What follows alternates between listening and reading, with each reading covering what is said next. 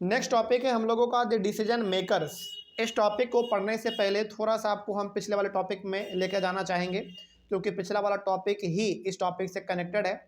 इस वाले टॉपिक में आपने ये देखा था कि 13 अगस्त 1990 को गवर्नमेंट ऑफ इंडिया एक ऑर्डर इशू करती है, यानी कि एक बिल निकालती है। उस बिल को हम लोगों ने ऑफिस मेमोरेंडम कहा था और ज्वाइंट सेक्रेटरी उस बिल पे साइन भी कर देते हैं, ठीक है। और वो बिल इतना खतरनाक था, खतरनाक मतलब बहुत इंपॉर्टेंट था, जिसके ऊपर सालों साल लगभग कंट्रोवर्सी चला था। और वो बेसिकली किसके ऊपर था? 27% रिजर्वेशन के ऊपर था, जो किसको मिलना चाहिए? Socially and economically backward classes को मिलना चाहिए, ठीक है। ये उसके ऊपर लिखा हुआ था। आगे बढ़ते हैं फिर। और यहाँ पे हमारा बेसिकली 3 अलग अलग प्रकार के कैटेगरी के बारे में हम लोग पढ़ चुके थे। SC ST, जो हमारा एक तीसरा था जिसको कि रिजर्वेशन मिलना था, वो कौन थे? हमारे SE BC, यानी कि शॉर्ट में और फुल फॉर्म में सोशली इकोनॉमिकली बैकवर्ड क्लासेस, ठीक है। तो SC और ST को तो बेनिफिट पहले से रिजर्वेशन का मिल ही रहा था। यहाँ पे जो रिजर्वेशन का जो लड़ाई था वो किसके लिए था? SE BC के लिए था, ठीक है। चलिए, यहाँ तक हम लोग पढ़ चुके थे। अब जो हम लोग पढ़ेंगे ना, अब आपको पूरी तरीके से समझ में आएगा कि पिछले वाले टॉपिक में क्या था और वो बेसिकली 27% रिजर्वेशन क्यों था, किसके लिए था, सब पता चलेगा आपको इसमें। अब देखिए, यहाँ पे लिखा हुआ है the government of India had appointed the second backward classes commission इन 1979। थोड़ा सा ना, हालांकि ये बिल कब निकाला गया था याद करो, 1990 को निकाला गया था। तो इसको निकालने से पहले ना थोड़ा सा आपको पीछे लेकर जाया जा रहा है, ताकि आप पीछे के माहौल को भी समझ सके कि ये जो ऑर्डर आया, ये इसके पीछे आने का रीजन क्या था, ठीक है। तो यहाँ पे पहला पॉइंट वही कहा जा रहा है कि गवर्नमेंट ऑफ इंडिया ने एक कमीशन बनाया था। मतलब कमीशन मतलब एक बेसिकली संगठन बनाया था, उसका नाम था सेकेंड बैकवर्ड क्लासेस कमीशन, जो कि कब बना था? 1979 में बना था। ये किसने बनाया था? गवर्नमेंट ऑफ इंडिया ने बनाया था, ठीक है। आगे, it was headed by BP Mandal, hence it was popularly known called the B Mandal commission. याद रखिएगा, गवर्नमेंट ऑफ इंडिया ने 1979 में कमीशन बनाया था। कमीशन मतलब सिंपल सा आप ऐसे समझो कि एक ग्रुप बनाया था बेसिकली, उसका नाम था सेकेंड बैकवर्ड क्लासेस कमीशन, ठीक है। और इसका जो हेड था उसको बनाया गया था BP मंडल को, इसलिए हम लोग इसको मंडल कमीशन भी बोलते हैं। तो कई बार हम वर्ड इस्तेमाल क्या करेंगे? मंडल कमीशन इस्तेमाल करेंगे। तो आप याद रख लीजिएगा। अच्छा, मंडल कमीशन मतलब वही वाला सेकेंड बैकवर्ड क्लास, जो कि कब बना था? 1979 में बना था, इसीलिए इसको हम लोग मंडल कमीशन के नाम से भी जानते हैं, ठीक है। आगे बढ़ते हैं। It was asked to determine the criteria to identify the socially and educationally backward classes in India and recommend steps to be taken for their advancement। ये जो कमीशन बनाया गया था ना, इस कमीशन को एक काम दिया गया था, यानी कि मंडल कमीशन जो था, इसको एक काम दिया गया था गवर्नमेंट ऑफ इंडिया के द्वारा। इनको काम ये दिया गया कि पूरे इंडिया में ना आप ये देखो और पता लगाओ कि कौन ऐसे लोग हैं जो कि सोशली और एजुकेशनली बैकवर्ड है। कहने का मतलब ऐसे लोगों का पता लगाओ, मतलब ऐसे लोगों को खोज के निकालो, कुछ ऐसा क्राइटेरिया बताओ जिससे इस प्रकार के लोगों का खोज किया जा सके जिसको समाज में बहुत ही कम वैल्यू मिल रहा है। वैल्यू मतलब जिसको समाज नकार दे रहा है, पहला। और दूसरी बात, ऐसे लोगों को भी खोजो जिनको कि एजुकेशन नहीं, आज तक एजुकेशन का बेनिफिट उनको आज तक नहीं मिल पाया, ठीक है। और किस तरीके से उसके कंडीशन को सुधारा जाए, ये भी जरा पता लगाओ। कहने का मतलब मंडल कमीशन को एक टास्क सौंपा गया, किसके द्वारा? गवर्नमेंट ऑफ इंडिया के द्वारा। वो टास्क क्या था? टास्क ये था कि ये पता लगाओ कि इंडिया में कौन बैकवर्ड लोग हैं, किसको एजुकेशन आज तक नहीं मिला है, यानी कि कौन पिछड़ा लोग है, और ये भी जरा पता लगाओ कि इसको ठीक कैसे किया जा सके। तो बेसिकली बताओ, ये जो मंडल कमीशन था ये किसके ऊपर काम कर रहा था? बैकवर्ड क्लास के ऊपर, ठीक है, जिसको उतना वैल्यू समाज में नहीं मिलता था। आगे, the commission gave its report in 1980 and made many recommendations. तो ऑब्वियस सी बात है भाई, मंडल कमीशन ने इसके ऊपर काम किया, पता लगाया कि कौन ऐसे लोग हैं जिनको समाज में वैल्यू नहीं मिल रहा है, समाज के लोग जिसको नकार दे रहे हैं, एजुकेशन का बेनिफिट जिसको आज तक नहीं मिला।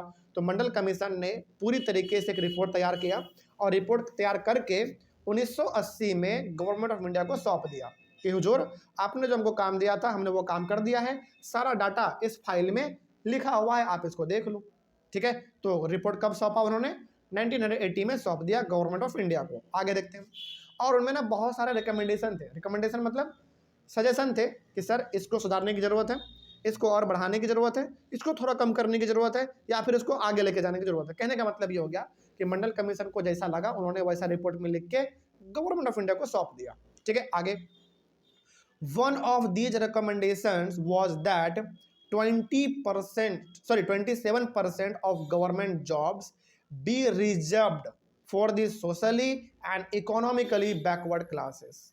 उस रिपोर्ट में मंडल कमीशन का एक जो सबसे बड़ा रिकमेंडेशन था, जो सजेशन था, वो ये था, जो गवर्नमेंट ऑफ इंडिया को ये कहता था कि socially and economically backward classes को 27% गवर्नमेंट में क्या कर देना चाहिए, जॉब रिजर्व कर देना चाहिए। ये मंडल कमीशन ने एक रिकमेंड किया था, किसको, गवर्नमेंट ऑफ इंडिया को। कि देखो उन्होंने ऐसा रिकमेंड क्यों किया, इसलिए किया ना क्योंकि उनको जो काम मिला था उन्होंने बखूबी उसको निभाया, और उनको लगा कि जो समाज के ऐसे लोग हैं जो कि समाज में बहुत ही नीचे लेवल पे हैं, जिनको कि उतना ज़्यादा वैल्यू नहीं मिल रहा है, जिनका कमाई भी उतना अच्छा नहीं है, कहने का मतलब जो बैकवर्ड लोग हैं उनको थोड़ा बढ़ावा मिला जाए। इनको ऐसा लगा तो गवर्नमेंट ऑफ इंडिया को उन्होंने सजेशन दिया कि सर इसको जो है ना कम से कम 27% रिजर्व कर देना चाहिए जॉब। ठीक है, आगे बढ़ते हैं। तो यदि आपसे कोई पूछे कि बताओ 27% रिजर्वेशन का जो मामला था socially and economically backward classes को लेकर, ये किस कमीशन के थ्रू उठाया गया था, मंडल कमीशन के थ्रू उठाया गया था। ठीक है, आगे बढ़ते हैं, क्या हुआ फिर। अब सवाल यह है कि क्या इस 27% रिजर्वेशन वाला जो मामला है इसको फुलफिल किया गया कि नहीं किया गया, देखेंगे, आगे देखेंगे। The report and recommendations were discussed in the parliament. तो ये जो रिपोर्ट था, इस रिपोर्ट में जो 27% का बात हुआ था रिजर्वेशन को लेकर, इसके ऊपर पार्लियामेंट में भी बात चला, यानी कि लोकसभा राज्यसभा यहाँ पे भी बात चला कि क्या सही में 27% रिजर्वेशन देना चाहिए कि नहीं देना चाहिए। इसके ऊपर पूरा एकदम वाद विवाद पार्लियामेंट में बहुत चला। आगे, for several years many members of the parliament and many parties demanding the implementation of the recommendation. तो बहुत सालों तक, यानी कि कुछ मतलब बहुत नहीं कह सकते हैं, कुछ सालों तक बहुत सारे पार्लियामेंट के मेंबर ने, यानी कि बेसिकली एमपीज ने, मेंबर ऑफ पार्लियामेंट ने कहा कि हाँ ये जो रिकमेंडेशन है 27% वाला, इसको लागू कर देना चाहिए। कहने का मतलब पार्लियामेंट में कुछ ऐसे भी हमारे एमपी थे जिनको लगा कि हाँ 27% रिजर्वेशन मिलना चाहिए, किसको, SEBC को मिलना चाहिए। ठीक है, आगे बढ़ते हैं। In the Lok Sabha election of 1989 a party called Janta Dal promised that if the party win the election and form the government would implement the Mandal Commission report। अब देखो 1989 में लोकसभा का चुनाव होना था, यानी कि नेशनल लेवल का चुनाव होना था। अच्छा, लोकसभा चुनाव में हम लोग किसको चुनते हैं, हम लोग वोट देते हैं अपने एमपी को, और बेसिकली हमारा उसी से डिसाइड होता है कि हमारे कंट्री का पीएम कौन होगा। तो 1989 में हमारे इंडिया में लोकसभा का चुनाव था। वहाँ पे ना उस समय पे एक पार्टी था हमारे यहाँ पे जिनका नाम था जनता दल, याद रखिएगा इसको, नाम था पार्टी का जनता दल। इन्होंने प्रॉमिस ये किया ना कि यदि हमारा पार्टी इस चुनाव में जीत गया, यदि हमारा पार्टी इस चुनाव में जीत गया तो पक्का हम मंडल कमीशन का जो रिपोर्ट था 27% रिजर्वेशन वाला मामला, उसको हम क्या कर देंगे, लागू कर देंगे। अब जरा खुद सोचो, जब चुनाव होता है तो कितने सारे पार्टी हमारे गली मोहल्ले में आते हैं, भाषण देते हैं कि हम आएंगे पावर में, हमारा गवर्नमेंट होगा तो हम ये कर देंगे वो कर देंगे। और यहाँ पे तो इसको तरीके का मुद्दा मिल चुका था वोट अचीव करने का। क्या मुद्दा मिल गया कि यदि हमारा पार्टी पावर में आता है, गवर्नमेंट यदि हमारे पार्टी ने बनाता है, तो हम 27% रिजर्वेशन आप लोगों को क्या एकदम लागू कर देंगे। तो जरा बताओ क्या लोगों को अच्छा लगेगा कि नहीं लगेगा, बिल्कुल लगेगा। लोगों को लगेगा कि यार ये पार्टी तो हम लोगों को 27% रिजर्वेशन देने वाला है, जो कि अच्छी बात है। तो हर आदमी लालच में वोट इसी को देगा। खैर आगे देखते हैं ये चुनाव जीता कि नहीं जीता, आगे देखते हैं। The Janata Dal win the election and form the government. वही बात हुआ, जनता दल चुनाव जीत गया और इन्होंने गवर्नमेंट बनाया, सेंट्रल गवर्नमेंट, मतलब कि दिल्ली में इनका गवर्नमेंट बन गया। दिल्ली मतलब पार्लियामेंट में बेसिकली गवर्नमेंट इसका बन गया। आगे, the leader of Janata Dal VP Singh, याद रखिएगा इस नाम को, बहुत इंपॉर्टेंट नाम है ये, इंडियन हिस्ट्री में ये बहुत अच्छा नाम, मतलब बहुत पॉपुलर नाम है ये। The leader of Janata Dal party का लीडर कौन था, VP सिंह था, बिकेम द प्राइम मिनिस्टर। तो उस पार्टी का जो लीडर था जनता दल का वो VP सिंह थे, और वही प्राइम मिनिस्टर हमारे कंट्री के बन जाते हैं। ठीक है, सेवरल डेवलपमेंट्स टूक प्लेस आफ्टर दैट। अब देखो जब भी कोई पार्टी चुनाव जीतती है, गवर्नमेंट बनाती है ना, तो शुरुआत में वो बहुत अच्छे से काम करती है, तभी तो लोगों को विश्वास होगा ना कि हाँ ये पार्टी हमारे लिए काम कर रही है। तो कुछ डेवलपमेंट बहुत अच्छे से किए गए, जैसे यहाँ पे देख लेते हैं हम लोग, 3-4 हमारे पास डेवलपमेंट वाले काम किए गए थे। पहला इसमें है ए नंबर में, the president of India announce that intention of the government to implement the recommendation of the Mandal commission, यानी कि हमारे जो इंडिया के समय में प्रेसिडेंट रहे होंगे, उन्होंने साफ अनाउंस कर दिया था कि ये जो मंडल कमीशन का रिपोर्ट था 27% रिजर्वेशन वाला, उसको क्या कर दिया जाए, इम्प्लीमेंट कर दिया जाए, यानी कि उसको पूरी तरीके से लागू कर दिया जाए। On 6 August 1990 the union cabinet took a formal decision to implement the recommendation. Union cabinet का मतलब सिंपल सा, वो सारे लोग जो कि हमारे पार्लियामेंट में होते हैं उनको सिंपली हम लोग यूनियन कैबिनेट कहते हैं, ठीक है। तो 6 अगस्त 1990 को एक बिल्कुल एक फॉर्मल डिसीजन होता है। फॉर्मल डिसीजन मतलब बेसिकली वो मंडल कमीशन के ऊपर एक डिसीजन लिया जाता है कि इसको लागू करना है कि नहीं करना है, ठीक है। तो बेसिकली लागू करना ही तो था उसको, वही तो था उसका मेन मुद्दा कि भैया हमको वोट देना तो हम ये लागू कर देंगे, तो लागू बेसिकली कर दिया जाता है। Next day prime minister VP Singh informed the parliament about this decision through a statement in both the houses of parliament, मतलब कि लोकसभा और राज्यसभा। तो उसके अगले दिन यानी कि 6 अगस्त 1990 को बेसिकली डिसीजन लिया गया कि हाँ इसको लागू करना है कि नहीं करना है, और उसके अगले ही दिन जो प्राइम मिनिस्टर थे वीपी सिंह, उन्होंने दोनों हाउस में अनाउंस कर दिया, लोकसभा और राज्यसभा दोनों में अनाउंस कर दिया कि हाँ ये कानून जो है 27% रिजर्वेशन वाला, उसको लागू करना ही करना है, क्योंकि हमको इसी के नाम पे वोट मिला है। अब ये काम नहीं करेंगे तो क्या अगला बार लोग वोट देगा, नहीं देगा। खैर आगे देखते हैं क्या होता है। The decision of the cabinet was sent to the Department of Personnel and Training, the joint secretary of that department। याद करो अब अपना वो वाला टॉपिक जिसमें कहा गया था द ज्वाइंट सेक्रेटरी क्या करता है, उसके ऊपर साइन कर देता है। तो ये ज्वाइंट सेक्रेटरी किस डिपार्टमेंट का था, याद रखिएगा, department of personnel and training. ये हमारे गवर्नमेंट ऑफ इंडिया का एक बहुत रिनाउंड और बहुत इंपॉर्टेंट एक इंस्टीट्यूशन है, याद रखिएगा इसको। और उसी का जो सेक्रेटरी होता है ज्वाइंट सेक्रेटरी, और ये ज्वाइंट सेक्रेटरी ना इस डिपार्टमेंट का सबसे बड़ा पद होता है, सबसे बड़ा पद, ठीक है। तो the joint secretary of the department signed the order. तो उस बिल पे, उस ऑर्डर पे जिसमें 27% रिजर्वेशन का बात हुआ था, उसके ऊपर ये साइन कर देते हैं। और वो डेट कौन सा था, याद करो, 13 अगस्त 1990, जो कि हम लोगों ने पहले ही पढ़ लिया था।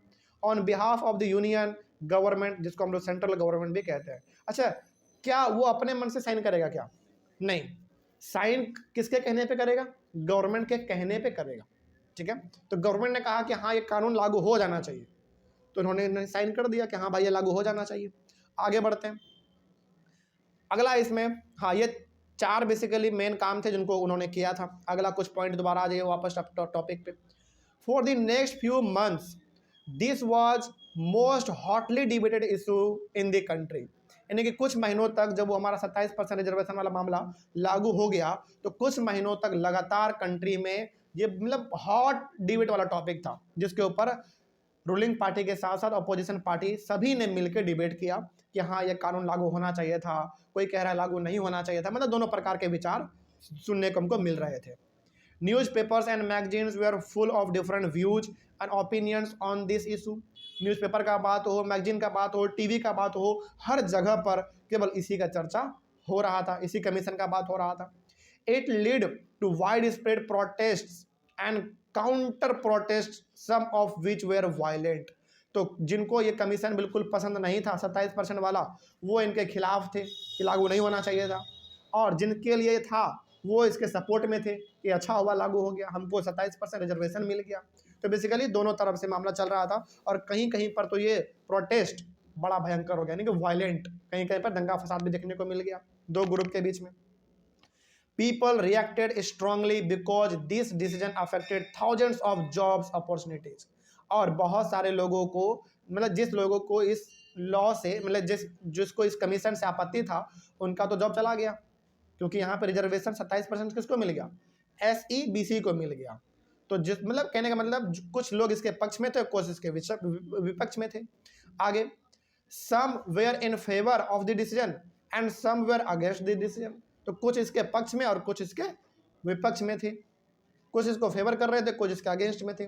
Some felt that this was unfair because it would deny equality of opportunity to those who did not belong to the backward community. तो कुछ को लग रहा था कि मंडल कमीशन का बेनिफिट केवल उसी को मिलेगा जो SEB से बिलोंग करते हैं। क्या जो जनरल से बिलोंग करते हैं उनको इसका बेनिफिट मिलता? बिल्कुल नहीं मिलता। तो बेसिकली दोनों प्रकार से प्रोटेस्ट देखने को मिला, जो इसके विपक्ष में थे उनके तरफ से भी और जो उनके पक्ष में थे उनके तरफ से भी देखने को मिला। मतलब जिसके लिए ये था वो तो बिल्कुल खुश था और जिसके लिए नहीं था वो बिल्कुल नाराज था, गुस्सा था। ठीक है, आगे। Some felt that this would increase caste feelings among people and destroyed national unity. कुछ को ये लग रहा था कि ये कास्टिज्म हो रहा है, मतलब कि ये रिजर्वेशन बेसिकली उसके लिए है जो कि लोअर कास्ट के हैं, अपर कास्ट के लिए तो कुछ भी नहीं था इसमें। तो कुछ को क्या लग रहा था, ये कास्ट का सिस्टम थोड़ा सा फैल रहा है, जो हमारे देश का एकता है, जो यूनिटी है, वो धीरे धीरे क्या हो रहा है, खत्म हो रहा है, कम हो रहा है। Some persons and association opposed this order and filed a number of cases in the courts. तो कुछ ग्रुप्स के लोगों ने, कुछ एसोसिएशंस ने इस ऑर्डर के खिलाफ यानी कि मंडल कमीशन के खिलाफ सुप्रीम कोर्ट तक और हाई कोर्ट तक मामला दाखिल कर दिया कि ये कानून लागू नहीं होना चाहिए। ठीक है, खैर आगे देखते हैं क्या हुआ। They appealed to the courts to declare the order invalid and stop its implementation. तो इन लोगों ने कोर्ट के ऊपर प्रेशर बनाया कि ये कानून बिल्कुल गलत है, इसको रोक दिया जाए, इसको लागू ना होने दिया जाए। ठीक है, the supreme Court of India bunched all these cases together. अब देखो हर जगह से केस इसमें बन रहा था, तो सुप्रीम कोर्ट ऑफ इंडिया ने क्या किया, अलग अलग प्रकार के जो केस इसमें बने थे सबको एक जगह पर इन्होंने इकट्ठा किया और उनको स्टडी किया कि आखिर सारा मामला है क्या, कोई इसका फेवर में है, कोई इसके अगेंस्ट में, ऐसा क्यों। तो उसके ऊपर पूरा उन्होंने रिसर्च क्या था। आगे देखते हैं। This case was known as the Indra Sawhney and others versus union of India case. अब देखो यहाँ पे ना केस का नाम दिया गया और ऐसा ही केस का नाम लिखा जाता है जब दो के बीच में होता है। जैसे मान लीजिए हमारे और आपके बीच में झगड़ा है, तो केस का नाम क्या होगा, जैसे आप मान लेते हैं अजीत और हमारे बीच में झगड़ा है, तो कोर्ट में जो केस होगा, जो कोर्ट का मामला चलेगा वो चलेगा प्रिंस वर्सेस अजीत। लेकिन यहाँ पे मामला किसके बीच में है, आम आदमी और गवर्नमेंट के बीच में है। तो मामला क्या होगा, इंद्र सौने एक तरीके से वो आदमी जो इसके लिए लड़ रहा था, मतलब जो इसका प्रोटेस्ट कर रहा था कि ये कानून नहीं लागू होना चाहिए। एक तरीके से कौन रहा होगा जरा बताओ, लॉयर रहे होंगे। और दूसरा कौन था, वर्सेस यूनियन ऑफ इंडिया, मतलब कि गवर्नमेंट। तो देखो कई बार ना मामला एक इंसान और एक गवर्नमेंट के बीच में हो जाता है, बात समझ में आ रही है। तो जो गवर्नमेंट, मतलब कई बार ऐसा होता है ना कि हमको गवर्नमेंट का कोई पॉलिसी पसंद नहीं आता, तो हम लोग कोर्ट में जाके केस कर देते हैं, तो उस केस का जो नाम बन जाता है वो उस इंसान के नाम पे और उस गवर्नमेंट के नाम पे चल जाता है। जैसे मान लीजिए, सपोज कीजिए कि हमको बिहार गवर्नमेंट का ना काम बिल्कुल पसंद नहीं है, मान लेते हैं, तो हमको यदि केस करना होगा तो केस का नाम क्या होगा, प्रिंस वर्सेस बिहार गवर्नमेंट। ठीक है, उसी प्रकार का तो यहाँ पे था। तो यहाँ पे क्या था, सौने इंद्र सौने एंड अदर्स, मतलब कि ये आदमी और बाकी सारे आदमी और किसके बीच में, यूनियन ऑफ इंडिया यानी कि basically India, government of India के बीच में एक केस चल रहा था। इसको आप ऐसे याद रखिएगा। 11 जजेस of the supreme court heard arguments of both side. सोचो 11 जज मंडल कमीशन को लेकर बैठाए गए थे, 11 जज को, कि भैया ये मामला एक दो जज से संभलने वाला नहीं है, 11 जज बैठने पड़ेंगे उस समय पे। सोचो, और दोनों प्रकार के लोगों का सुना गया बात विचार कि हाँ भाई, कोई बोल रहा लागू होना चाहिए, कोई बोल रहा लागू नहीं होना चाहिए था, ये गलत है, कास्टिज्म को बढ़ावा दे रहा है, अलग अलग प्रकार के इशू सुने गए। By a majority in 1992 the supreme Court declared that this order of the government of India was valid. सोचो, आखिरकार 1992 में जो 11 जज थे उनमें भी तो वोटिंग हुआ होगा ना, किसी जज का रहा होगा कि नहीं लागू नहीं होना चाहिए, किसी जज का विचार रहा होगा कि लागू हो जाना चाहिए, तो उनमें भी वोटिंग हुआ और ज़्यादा मेजोरिटी किस पे आया कि लागू हो जाना चाहिए। अच्छा, 11 जज है तो मेजोरिटी में आने के लिए कितना चाहिए, 6 जज का वोटिंग चाहिए बस, तो 6 जज का वोटिंग इसमें पड़ गया होगा, यस, तो यस हो गया, लागू हो गया। तो आखिरकार 1992 में सुप्रीम कोर्ट ऑफ इंडिया ने भी इस मंडल कमीशन को परमिट दे दिया कि हाँ भैया जो है वो बिल्कुल सही है, आपको चुपचाप ये मान लेना पड़ेगा। देखो, जब एक बार सुप्रीम कोर्ट कह देता है ना, उसके ऊपर कोई फिर उंगली नहीं उठा सकता, क्योंकि आखिरी है वो। पार्लियामेंट जो कानून पास किया, आपको अधिकार है, आपको पसंद आए तो स्वीकार कर लो, नहीं पसंद आए तो शिकायत करो। लेकिन जब सुप्रीम कोर्ट ही एक बार कह दिया, दुनिया मतलब इंडिया का सबसे हाईएस्ट कोर्ट, तो फिर आपका मुंह बंद हो जाएगा, फिर आप फिर कुछ नहीं कर सकते हैं। आगे, at the same time the supreme Court asked the government to modify its order. लेकिन सुप्रीम कोर्ट ने यह भी कहा था कि जो मंडल कमीशन है 27% रिजर्वेशन वाला मामला, वो ठीक है, उसको हम परमिट दे देते हैं, यानी कि वो ठीक है, वो हम लागू कर देते हैं। लेकिन सुप्रीम कोर्ट ने उसी समय उसमें कुछ चेंजेस करने के लिए भी कहे थे। अब वो चेंजेस क्या था, जरा देख लो। The supreme court said that well to do persons among the backward classes should be excluded from getting the benefit of reservation। अब देखो, बैकवर्ड क्लास में भी ना कुछ ऐसे लोग होते हैं जो कि बहुत अमीर होते हैं, बड़ा धनवान होते हैं। तो सुप्रीम कोर्ट ने कहा कि जो इंसान कैपेबल है, सक्षम है, पैसा अच्छा खासा कमाता है, अच्छे पोजीशन में है, उनको इसका बेनिफिट नहीं मिलेगा। कहने का मतलब, बैकवर्ड में आप आते हैं, लेकिन यदि आप अमीर हैं, आप सक्षम है, तो आपको इस लॉ का मतलब आपको इस कमीशन का बेनिफिट नहीं मिलेगा। बिल्कुल सही बात है, ठीक है। तो सुप्रीम कोर्ट ने यह कहा। आगे, now the department of personnel and training issued another office memorandum on 8 अगस्त 1993। अब देखो, सुप्रीम कोर्ट ने क्या कहा कि भैया चेंज करो इसको, थोड़ा उसको मॉडिफाई करो। तो मॉडिफाई करने के बाद दोबारा तो आप उसको साइन करोगे ना, यानी कि फाइनल रिपोर्ट कब निकाला गया, 1993 में निकाला गया। और वहीं से फिर आपका मंडल कमीशन जो था वो 27% रिजर्वेशन वाला मामला वो आपका लागू हो गया। ठीक है, याद रखिएगा, ये हमारा जो डिपार्टमेंट है, department of personnel and training, इन्हीं के हाथ में होता है नियम कानून पे साइन करना बेसिकली। और उसके बाद फिर आपका मामला यदि ठीक ठाक नहीं चला तो सुप्रीम कोर्ट जाता है, फिर ये सब हो गया आपका, कोई दिक्कत नहीं इसमें। चलिए आगे बढ़ते हैं।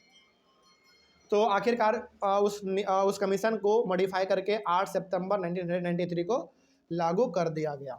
ठीक है, आगे बढ़ते हैं। Thus the dispute came to an end and this policy has been followed after that. उसके बाद तो सारा मामला ही खत्म हो गया। तो उसके बाद फिर समस्या भी खत्म, माहौल एकदम पूरा ठंडा आ गया। ठंडा जाने के बाद फिर सब लोग चुप हो गए, और वो नियम आज भी लागू है। यदि आप SEBC से बिलोंग करते हैं, यानी कि socially and economically backward classes से आप बिलोंग करते हैं, और आपके पास उतना धन, आप उतना पैसा नहीं है आपके पास, मतलब कि आप उतने वेल टू डू फैमिली में नहीं आते। वेल टू डू मतलब ठीक ठाक पैसा वैसा मामले में आप यदि नहीं आते हैं, आप कमज़ोर व्यक्ति हैं, और यदि आप गवर्नमेंट ऑफ इंडिया का कोई फॉर्म भरते हैं तो वहाँ पे आपको 27% रिजर्वेशन मिलेगा। ठीक है, आज भी मिलता है। चल, इस तरीके से आपका ये टॉपिक भी कंप्लीट हो गया। इस टॉपिक में बेसिकली आपने एक ही चीज़ों के बारे में बहुत ही बेहतरीन तरीके से समझा है, वो था आपका मंडल कमीशन, जो कि बात करता है 27% रिजर्वेशन के ऊपर, किसके लिए, SEBC के लिए। ठीक है, चलिए ये टॉपिक हमारा कंप्लीट हुआ। नेक्स्ट क्लास में हम लोग पढ़ेंगे नीड फॉर पॉलिटिकल इंस्टीट्यूशंस, यानी कि ये जो हमारा पॉलिटिकल इंस्टीट्यूशन है, लेजिस्लेचर है, एग्जीक्यूटिव है, जुडिशियरी है, इन सब का जरूरत हमको क्यों है, इसके बारे में हम लोग अपने अगले वाले क्लास में डिस्कस करेंगे। Thank you very much and have a nice day.